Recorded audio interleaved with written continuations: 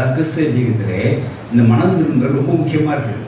நம்ம யோசிக்கிறோம், நம்ம ஞானஸ்தானம் பெற்றுட்டோம், பஸ்ஸாக பெற்றோம், திரும்ப பங்கு கொடுக்குறோம், இனி எந்த பாஸ்டர் மனம் திரும்ப எதை போய் சொல்லிட்டு இருக்காரு அப்படின்னு நினைக்காதீங்க. மனம் திரும்ப அப்படிங்கிறது நாளுக்கு நாள் உண்டாகிற ஒரு காரியமா. ஹல்லேலூயா. ஒரே நாள் ஃபுல்லாக மனம் திரும்புவீங்களா? ஏன் செஞ்ச பாவத்தை நீங்கள் ஃபுல்லாக விட்டுருவீங்களா? 10 வருஷம் உள்ள பாவத்தை இப்போ தான் நம்ம விட்டுருக்குறோம். நேரம் செஞ்ச பாவத்தை இன்னும் 5 வருஷம் கழித்து விடுவோம்னு நினைக்கிறேன். என்ன அது வரைக்கும் நமக்கு என்ன தேவை? ஒன்று தேவை, அதை இப்போ பார்க்க போகிறோம்.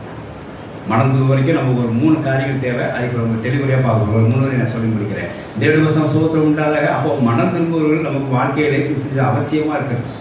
நம்ம ஞானஸ்தானம் பெற்றுட்டோம், நம்ம ஆராதிக்கிறோம், நம்ம பாஸ்டர் பிள்ளைகள், நம்ம வந்து 40 வருஷம் சபையில் பிள்ளைகள், நம்ம ரொம்ப நாளாக ஆச்சு ரசிக்கிட்டு அப்படின்னு நினைக்கக்கூடாது.